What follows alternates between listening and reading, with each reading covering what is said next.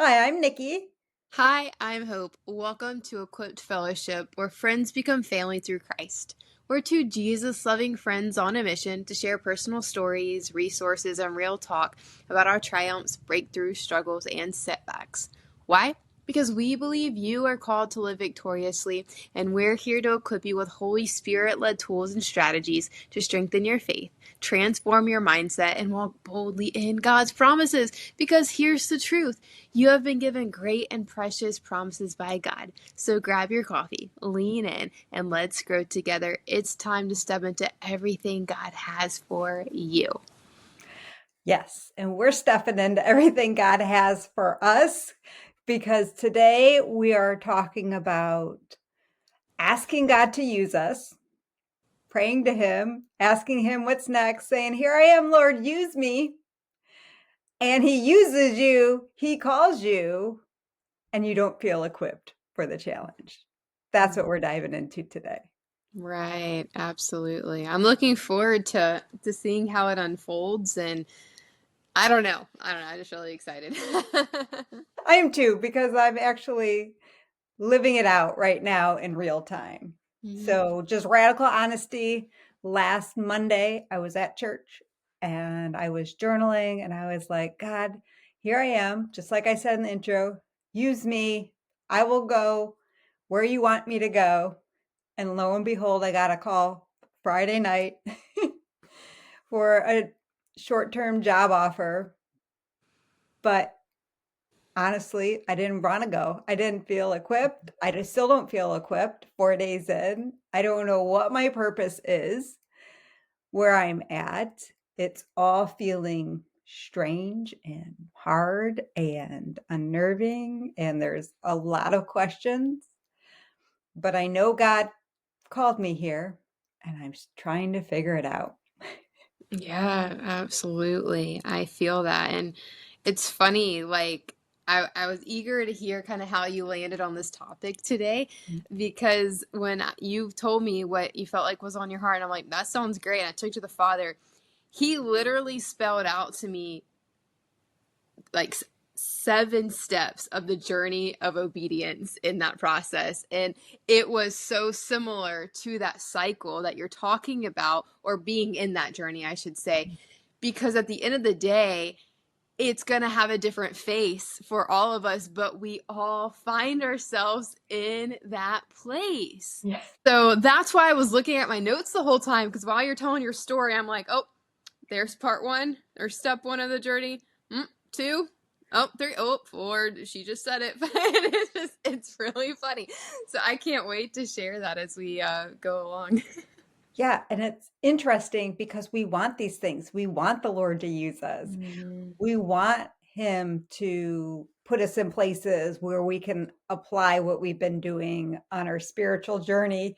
But then we get the call and we're like, "Oh, man, like right now, Lord, like now?" And he's like, "Yes, ma'am." And the only thing that's been helping me survive these last 4 days, I'm not thriving yet, but I'm surviving because I partner with the Lord every day before I go to work and just Mhm. be like, "Lord, your will be done, not mine. Mhm. Let them see you in me, Lord, not them see me."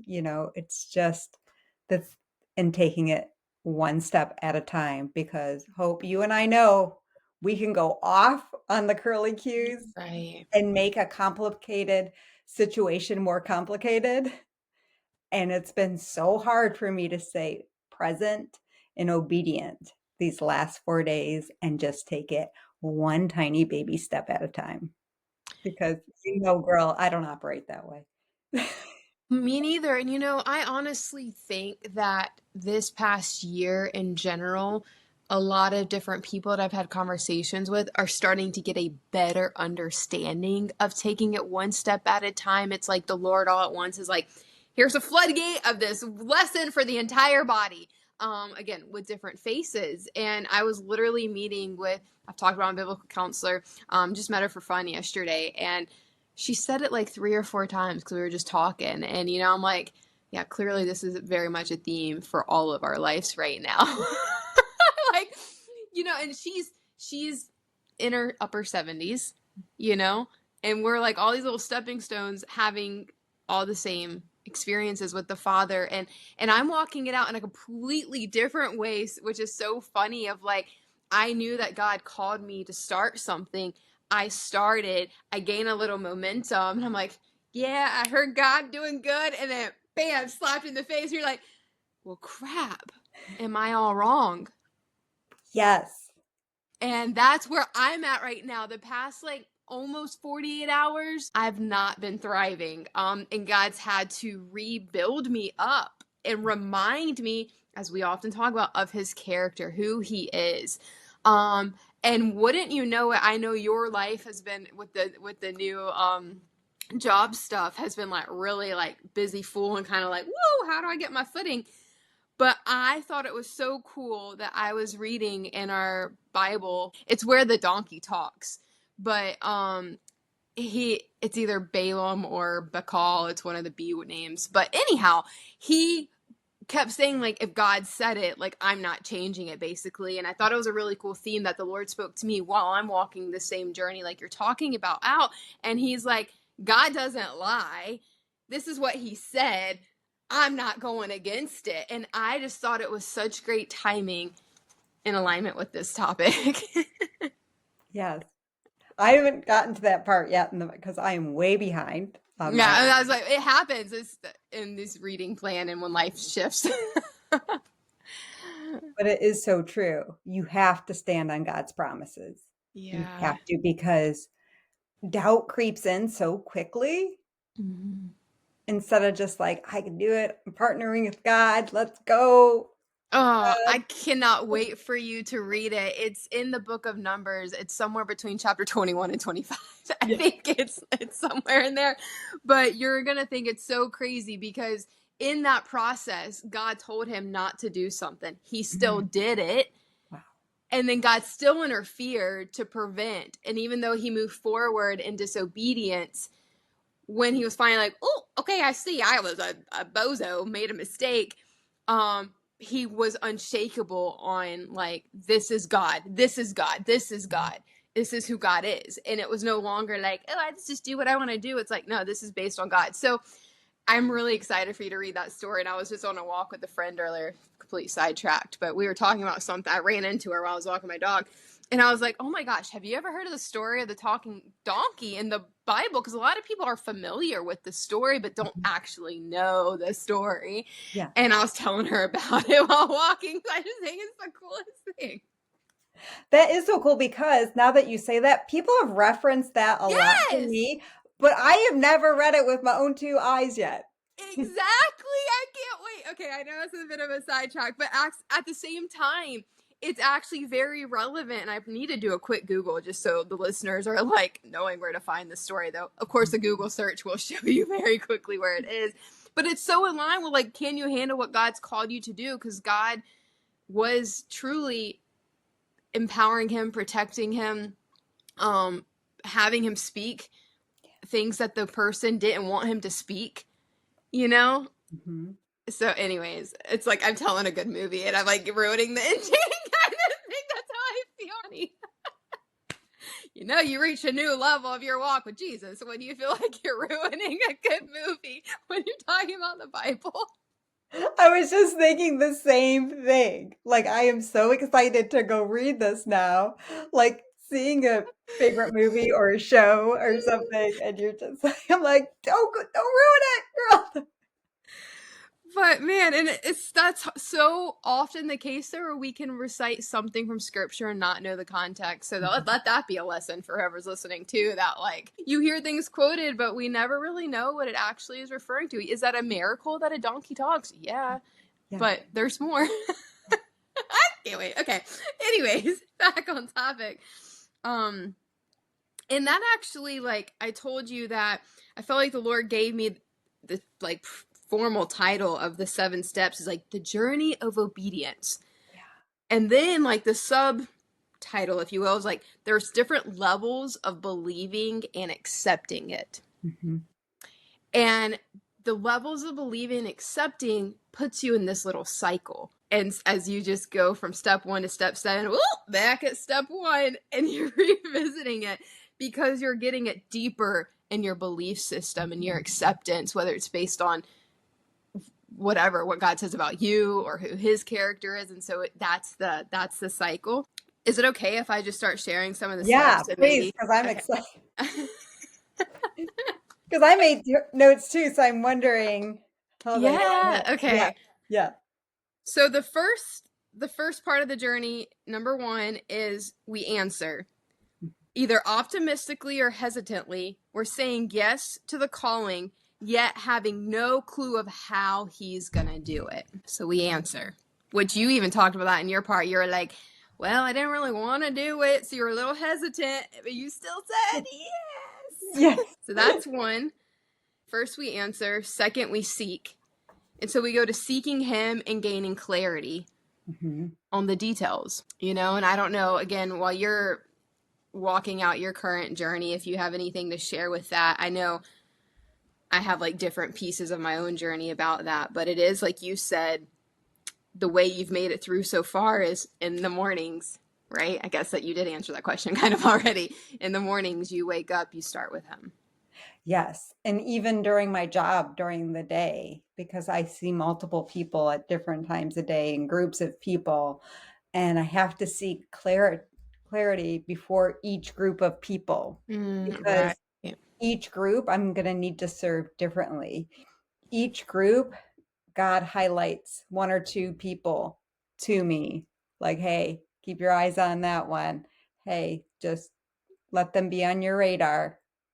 I don't know what I'm supposed to do yet, Yeah. but I have to take it one step at a time because when I go off into my own worldly thoughts about the people he's pointing out or things, it becomes too much. And Yeah. that's how I know I'm out of God's alignment and I'm on my own free will because it feels stressful, overwhelming, like I can't do it. Maybe I should just quit mentality. But I'm covered Yes. and I don't feel that when I'm just doing one thing at a time. Yes. That is the truth. And that's where we were talking about the step by step part too, because yeah, we completely bypass that when we run and sprint and that sense of overwhelm. I am learning and I'm getting more sensitive to of realizing like, Hope, that means stop. Yes. I used to say that means go harder. Yes. That means I'm not going to sleep. Just go. Get it done. And I'm so grateful to see like, wow, I have grown a little because I really do stop. I stop with a little bit of anger because for a second I'm upset that I can't handle it. Yeah. But I'm so glad I now translate that to stop. He's got me. My Father has me. Mhm. Now let's redirect, Lord. Yes. Oh, that overwhelm. I don't think we've really talked about this on an episode before, at least not in great detail, but like overwhelm was home for me Yes. for so long that it still is. It can feel uncomfortable and irresponsible if I don't feel it. And I just feel like I'm supposed to share that because that's been a big journey hurdle for me.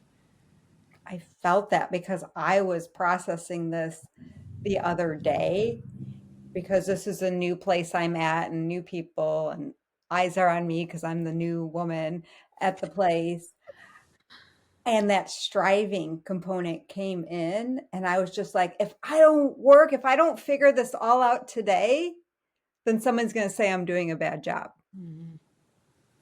Yeah. And I had to just be like, wait a minute, that doesn't make sense Yeah. because I just got this position. People know I don't know about this position.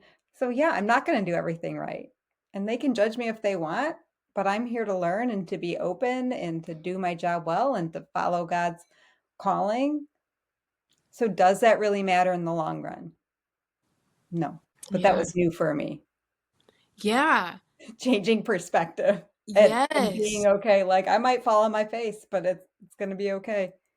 Well, you sound like you handle your new better than I did because I can still like physically feel the new when I entered that, and I'm like, I did it, but like I'm almost scared to move because I can't believe like this is so unfamiliar. Um, to where I still had to like slowly still move out of that like needing to even push through the positive feeling. Anyways, yeah, I can feel that. I can relate to that a lot, which, that's what's interesting. So, like, step one was you answer, step Mhm. two is you seek him, step three is you start to build, which is kind of like you going to school, starting to do things. And then step four is when you're like starting to question.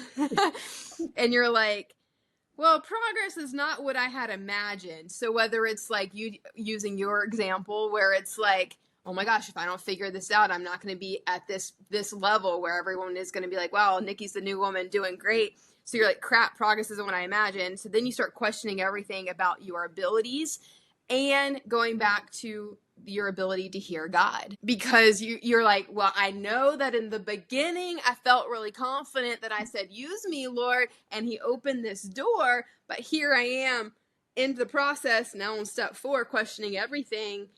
Did I actually hear him? Because why am I drowning right now? Right. I mean, ask me how I can share these steps so well. They're, they're very relatable and timely. I'm super fresh. Yeah, Yeah. super fresh.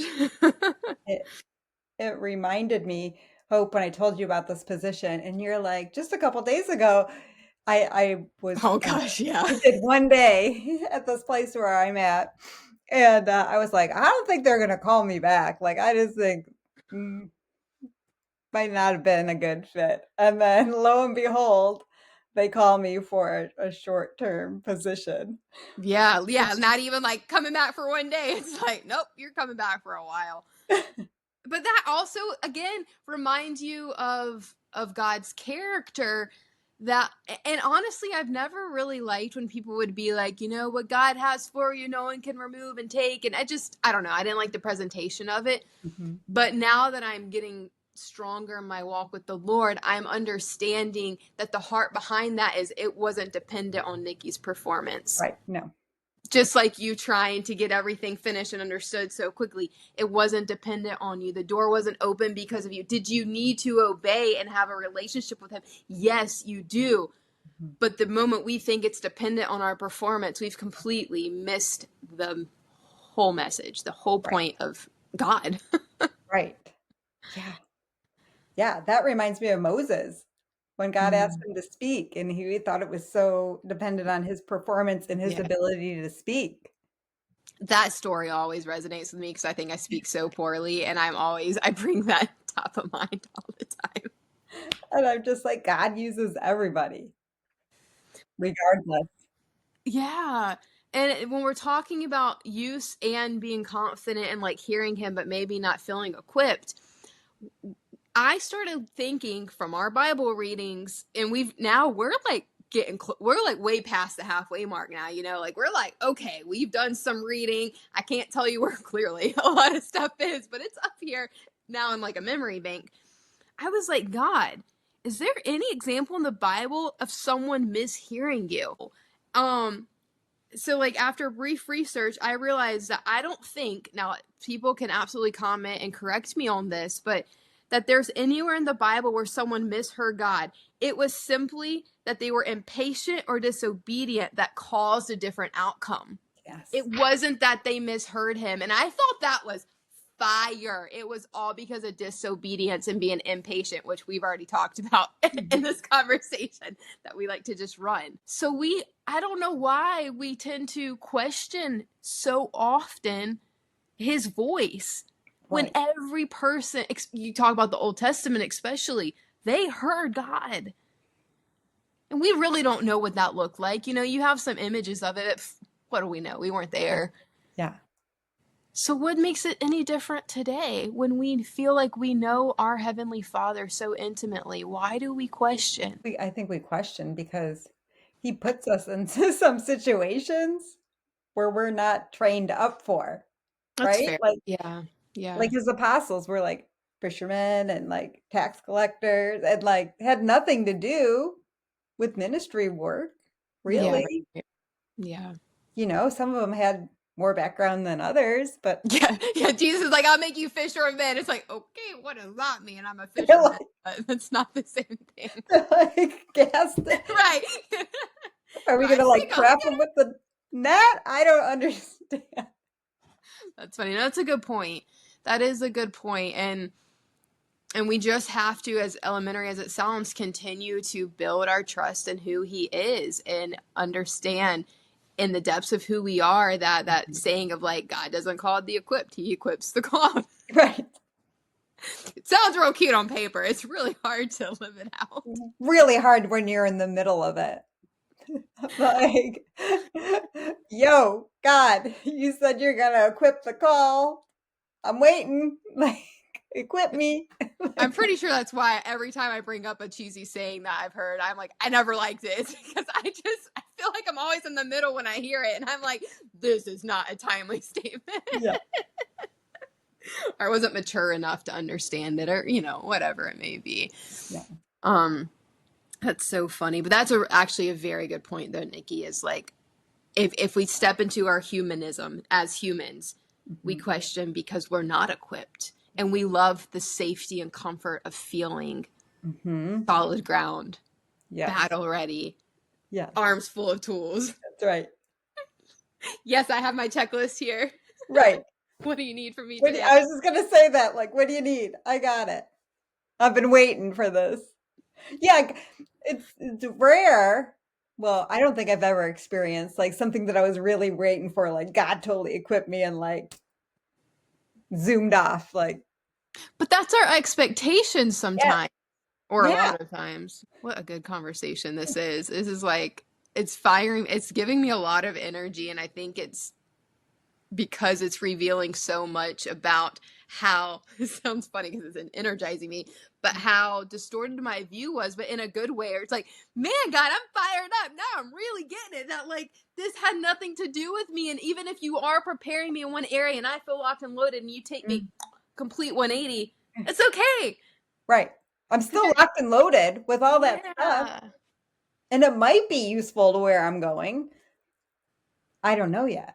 Right. And we need to be careful of, yeah, trying to figure out how our screwdriver fits Yeah. and all the screws. Yeah. That is so funny. Man, that's good stuff. So, okay.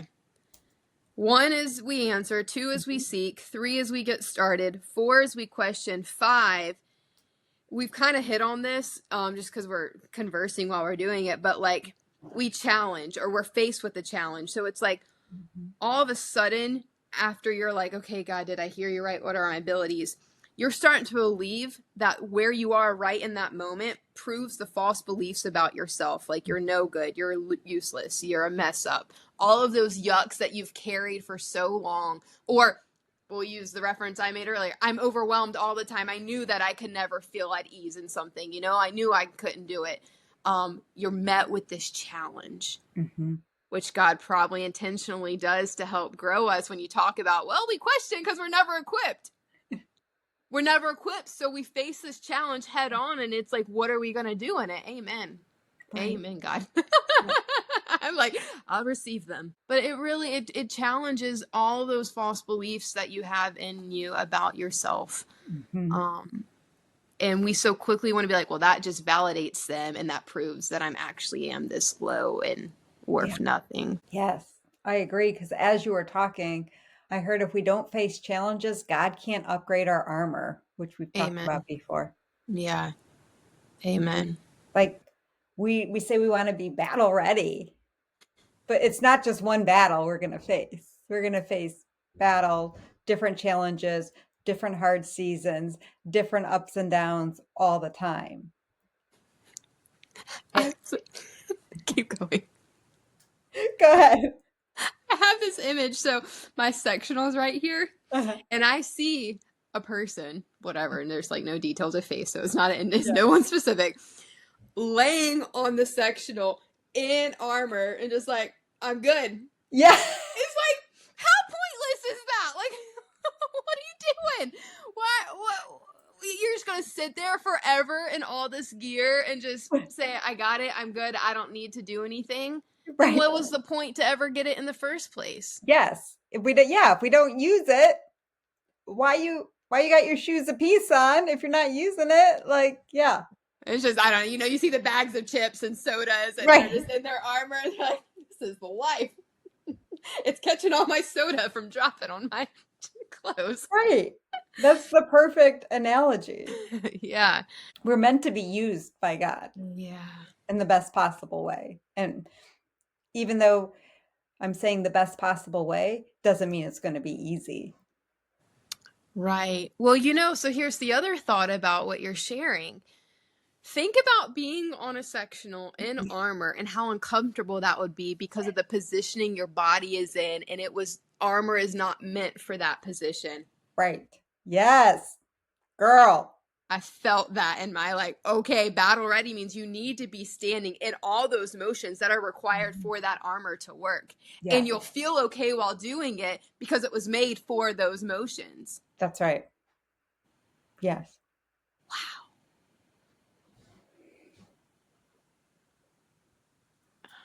Wow. I'm just thinking of how uncomfortable that would be laying on a sectional in armor.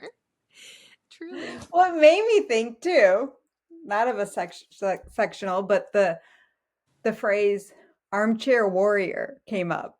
You know how the people just sit back on their couch, they're lounging, they're scrolling social media, and then they're like beep boop boop boop boop boop boop, putting their 2 cents in, acting like they're a hot dog and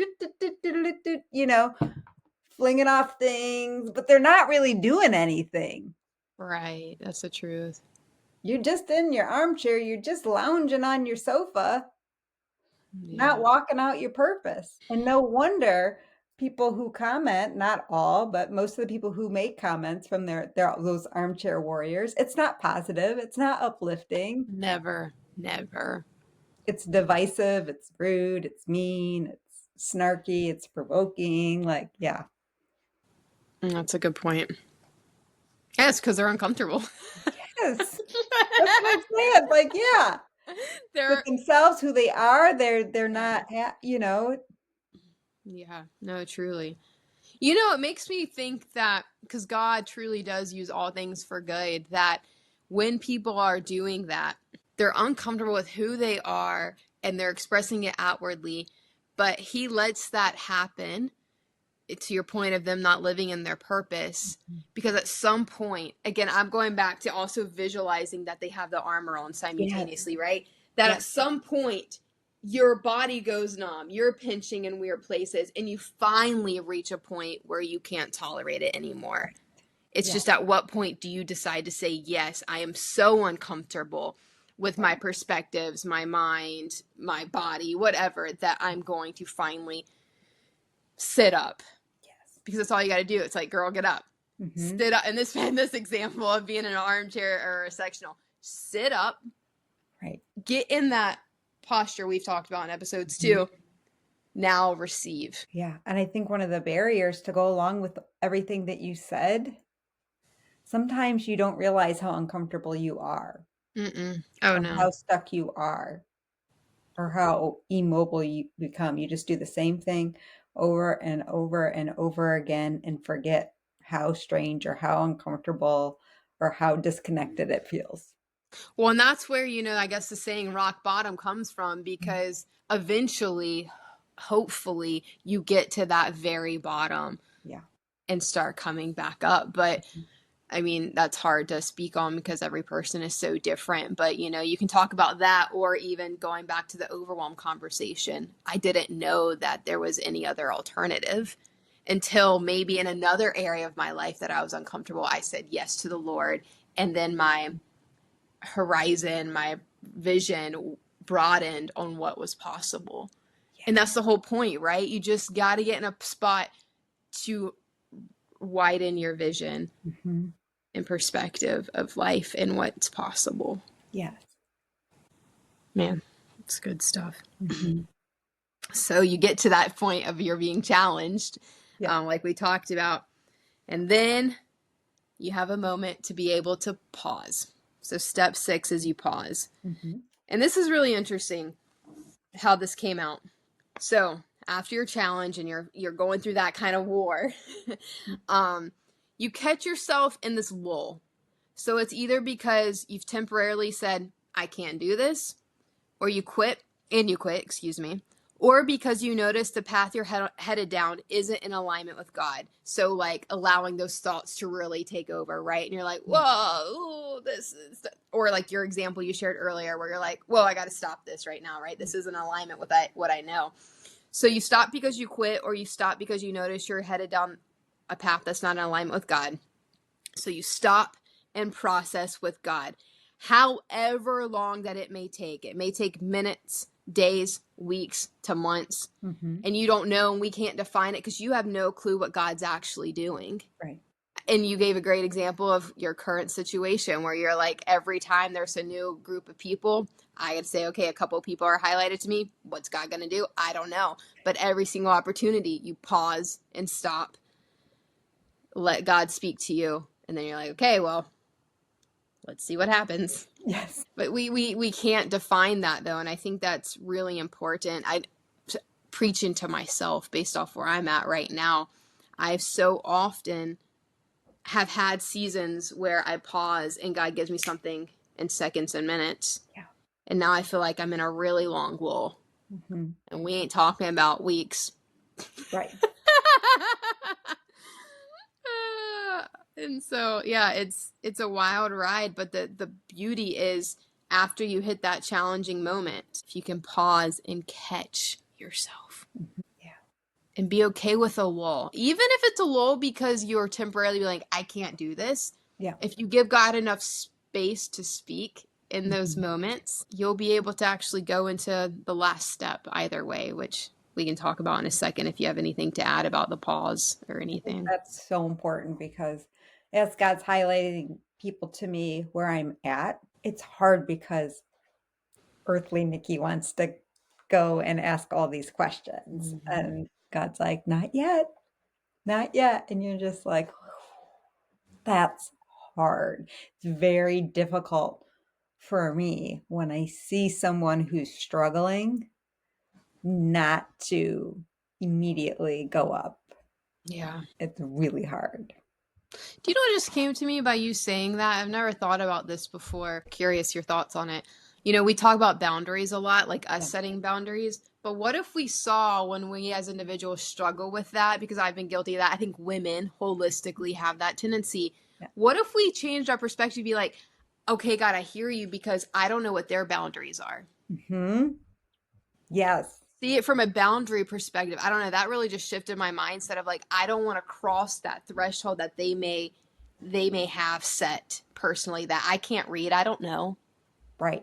And that was exactly what I've been talking about with these women at where I'm working about boundaries and setting boundaries and how Mm. everybody's boundary is different and Mm. everybody's emotional regulation is different and somebody might need somebody to come up and approach them and pour into them. Some other people need space. Some other people need to do it's everybody's different for that. And that's just like what you're saying, like God's just like practice what you preach, girl. Like practice what you preach. And it's just like if I need you to move, like the conversation with Britt, like he'll let us know. Yeah. And it's strong. Yes. And that's something else I was talking about with my biblical counselor yesterday. We were chatting about me looking for just some extra job to do, just to, I love people, just like your job is very much people oriented. Like we're people, Yeah. like we are. And God put that in us, I believe. We just are learning how to walk it out well, right? But she was like talking about a job. She's like, Hope, it's going to be like how you knew your house was your house. Mm-hmm. And I was like, that's such a good example to have given me because I knew this home was our home. Mm-hmm. But I wasn't attached to that. I was just like, God will pray over it for whoever buys it. But that house, I like that house a lot, you know? Yeah. And so I'm really glad she said that. And it reminds me of what we say all the time of like, you get that history. Mm-hmm. But sometimes you need to be reminded of how strong those moments are. Yeah. it's like you've got history, yes, but you need to then remember how deep you felt in those moments of that Mhm. like conviction from him or his leading, right? Yes. Yeah. And it's this just came to me. It's arrogant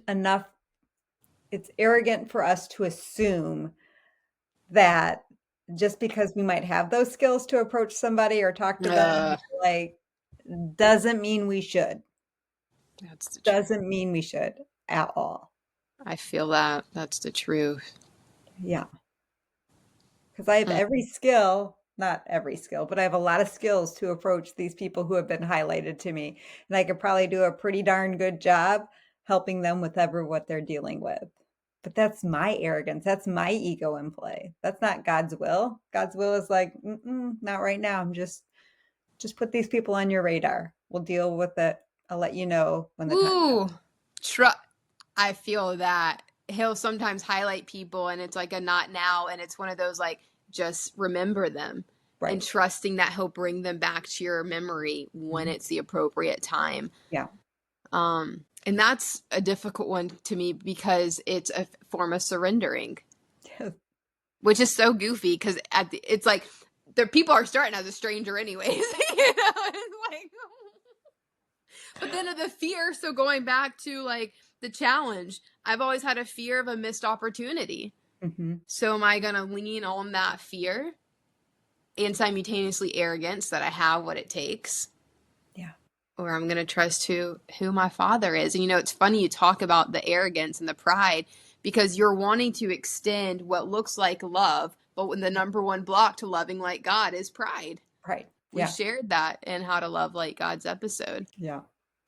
I'm laughing because like God highlighted this person. I almost went up and I was like, no, he said not yet. And then I gave this person an assignment and then I got back and there was an opportunity to write something, a little nugget down for this person. And God was like, would you put the pen down? Like, no, no, again, don't do it, girl. It's not time. Oh, I feel the pain of that though. And I mean, I'm going to use the word pain Yeah. because when it's something that you've done so often, so frequently, it is painful Yeah. to listen. I was like, okay, fine. I feel that. That's so funny. Man. But here's the cool part. Yes. So we catch ourselves, right? We realign with the Father, talk to him.